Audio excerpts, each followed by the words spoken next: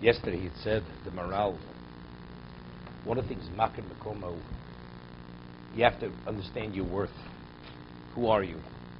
So he said a number of things. He said, because if a person can't evaluate himself, you see, the person doesn't have the ability to evaluate the Torah. That's what he said. So therefore, that is a characteristic that's needed to acquire Torah. Because a person undervalues himself or overvalues himself, that means, so when you approach the Torah, what's your ability to understand and evaluate what the Torah is? So I had once mentioned Emir Rabbaran, says Reb Kiva's Talmidim, 24,000 past died between over a 33-day period. So the Gemara says, "Lo nogu kavod zeh b'zeh," because they didn't accord each other proper respect. So he says, explain something. Who would have these people been if they wouldn't have died? They were the Bali Masorah. They were responsible for the transmission of Torah. But evidently, they did not esteem Torah sufficiently. So if you don't esteem Torah sufficiently, how could you be responsible to pass on, to be responsible for the accuracy of Torah? If you esteem one another sufficiently, so that means Torah is the ultimate. You show that level of reverence. So therefore, the Masorah that's going to be transmitted is going to be accurate and exact. But if you don't show one and each other the proper respect that you should, so then there's a question now. The Torah you're going to transmit, what's going to be the level of accuracy? Therefore, for the sake of transmitting Torah properly, that whole generation had to die. Only people who are qualified, are they in a position to transmit Torah? That's what Rabbi Kotler said. So I'm saying, he's saying this is the concept of Makar Makomo, the Maral. Because if a person over-evaluates or undervaluates himself, how do you approach Torah? That means your ability, you have a flawed ability over here. I overvalue myself. That means it's more. Again, this is not a lack of humility. It's not. Some people just aren't in touch with reality. They don't. I'll give you an example.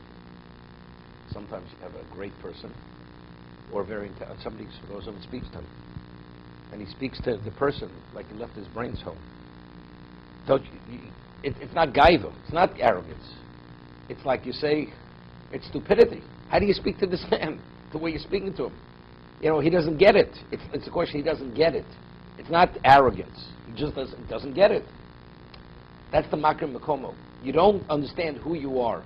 Either you over-evaluate yourself or under-evaluate yourself. So if that's the case, your ability to evaluate something and to weigh it properly is flawed. If that's the case, you don't have the capacity to acquire Torah. It could be in a person's personality. It could be many things. Many things. Your upbringing, your environment, many things.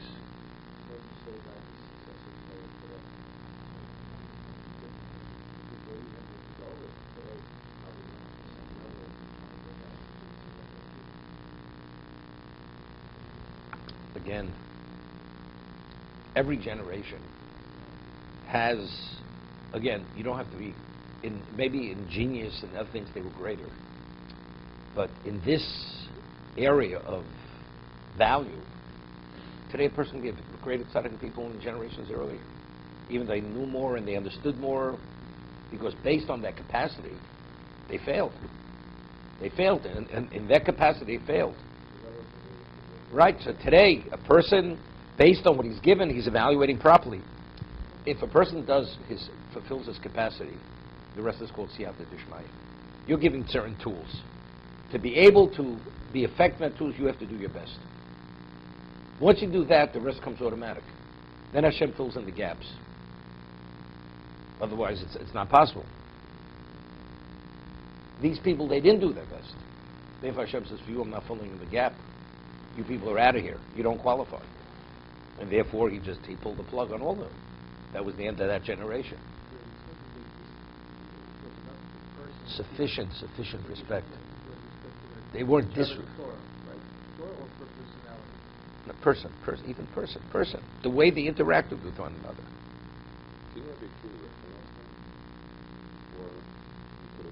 No, he didn't. It wasn't they were disrespected. They weren't disrespected. They should have. I'll give you an example. Let's say you have. Who do you think today is the great Talmud Chacham? Whoever you think he is, and you honor that person, and you give Rav Moshe Feinstein to be alive that same level of honor. It's a disrespect. You're not giving sufficient respect. For Rav Moshe Feinstein, you work half across the globe. This person, something. You walk down the street. You understand? You do. It's a different dimension of person. Of course, they respected one another, but based on their dimension, each person, their shades of difference from one to another. They offered, but they didn't make the difference, that shade of difference, and they should have. And because they didn't, that was the failing. But I'm explaining you. They respected one another. They did give, because that nuance of difference, it's not noticeable. Only God knows that. No, that's exactly what they did offer one another respect. It's the interaction between them. We're talking about a shade. It's a subtle, slight difference, and that difference they should have addressed, and they didn't. But only the person himself knows that. He may have really afterwards he realized what the failing was. Yeah, 100%.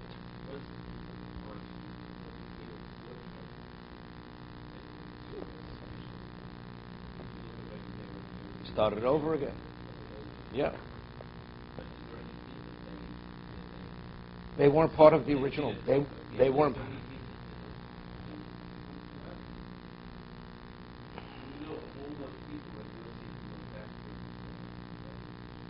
Yeah. Rabbi Yosef Nimuko Imo. We always rule like Rabbi Yosef. It's interesting. Rameir, in his genius, his personality, he didn't leave a stone unturned where he could take any position and convince you to the nth degree that that position is correct. You see the way he scrutinized something, and that's why we don't rule like Rameir. Because whatever he tells you, you're convinced. That's why we don't rule like Rameir, for that reason. I'll give you an example of how a guy goes on a TV show, talks about cardiology, convinces the world. Next day gets up, says just the opposite. They don't know where they stand.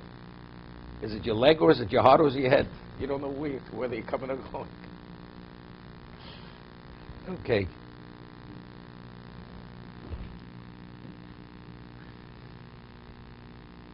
Howard says he wants a chance. Give him a chance. Okay. Right.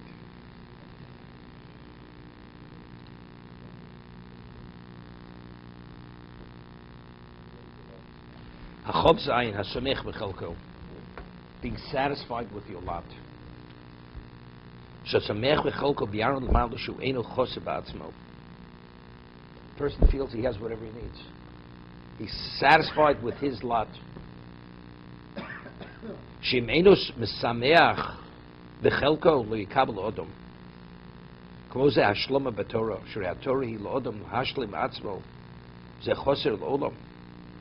person's never satisfied. Will never be satisfied. Hear this? It's a rule. Rule of thumb. Person's never satisfied, he will never be satisfied. A person samech b'chelko, we could talk about, he'll feel he's being completed by Torah. Torah is perfecting him. Every day he feels in advance. Person after a whole day, whatever he does, he's still way behind. He always feels, he's dragging. But every day you feel ecstatic. Look at your level of accomplishment. There's the cup half full or half empty. The person not Samech Chelko always sees the cup half empty. He always sees what he doesn't have. Samech Chelko, of course there's much more. I'm ecstatic whatever I have. Every little bit more, it's more. I mean, Yaakov with Esav, what did Yaakov say? Yishli Kol. Right? He says, I have everything. Of course, Shem gives him more. He's more appreciative. Because Torah, the whole fact of Torah is lahashlim. It completes the person. This person will never feel completed because he's never satisfied. It's a rule of thumb. There's certain people you can never satisfy. Don't waste your time. The person you can never satisfy, don't waste your time with them. Oh, there's an expression he used to say it. Alan, probably his parents may have said it. when they didn't want to understand what we're talking about, they said in Yiddish, she expressed it. It says you could put a golden crown on his head, and it won't make a difference. You know, we're talking usually a wife. You could put a golden crown on her head, won't make a difference. She'll never be happy. No, this be such an expression. So if that was, so what are you wasting your time?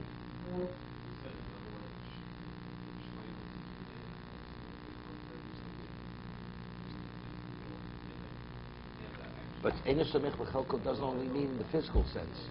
Let's say, no, you have to feel it's bring you to a level of completion. This person will never feel. This person will never feel completed.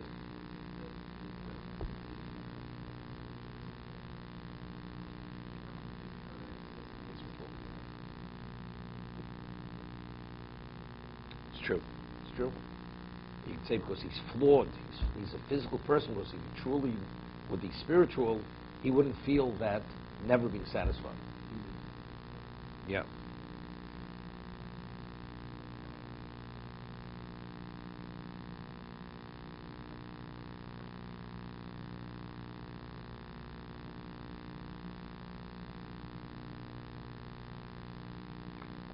It's interesting. A person who's satisfied will never have envy.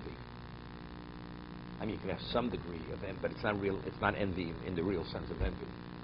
You know, it will be at best, at worst, like a fleeting feeling. A person is basically happy in life. Somebody, all of a sudden outpaces him. There's a moment, a tinge of envy, and then it passes very quickly, because the person realizes it's all meaningless. You know. But even to have that tinge of envy, it's an indication. There's a sefer somebody gave me. Lenny gave me a sefer. It's called Cheshbon HaNefesh.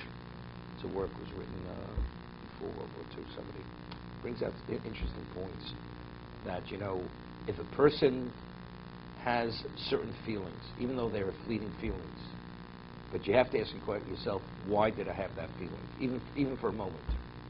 So, you know, very often we feel we're pretty secure. So if you're that secure, why did you have the feeling?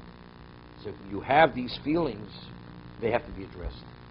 And you have to acknowledge it at the time, and you have to, like, put it in perspective that it was inappropriate and dismiss it. Because if you have it and it just passes, you never addressed it. So next time, something it'll reoccur. Again, you'll have that feeling, envy, or whatever it may be. That's the point. Okay.